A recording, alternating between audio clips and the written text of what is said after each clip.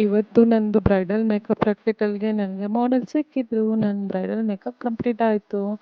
Finally complete ಆಯಿತು. Makeup ಸ್ಟೂಡೆಂಟ್ಸ್‌ಗಷ್ಟೇ relate ಆಗುತ್ತೆ ಅನ್ಸುತ್ತೆ. ಪ್ರಾಕ್ಟಿಕಲ್ ಕಂಪ್ಲೀಟ್ ಮಾಡ್ಕೊಳ್ಳೋದು ಎಷ್ಟು ದೊಡ್ಡ ಟಾಸ್ಕ್ ಮಾಡೆಲ್ ಹುಡುಕಿ ಅಂತ ಹೇಳಿ. ಮಾರ್ನಿಂಗ್ ರೆಡಿ ಆಗ್ತಾ ಇದ್ದೀನಿ ಮಾಡೆಲ್ ಸಿಕ್ಕಿದ್ರು ಅಂತ. ಫುಲ್ ಪ್ರಿಪೇರ್ ಆಗ್ತಾ ಇದ್ದೆ. ಪ್ಯಾಂಟ್ ಒಳಗಡೆ ಪೆನ್ ಹಂಗೆ ಬಿಟ್ಬಿಟ್ಟಿದ್ದಾರೆ. ಅಂದರೆ ಪೆನ್ ರೀಫಿಲ್ಲು.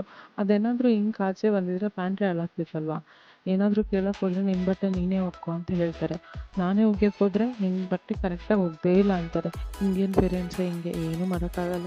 ನನ್ನ ಮಗಳು ಲುಕ್ ನೋಡಿ ಹೆಂಗೆ ಟಿವಿ ನೋಡ್ತಿದ್ದಾಳೆ. ನಾನು ಆ ಲುಕ್ ಕೊಡ್ಬೇಕು, ಅವಳು ನನಗೆ ಲುಕ್ ಕೊಡ್ತಿದ್ದಾಳೆ.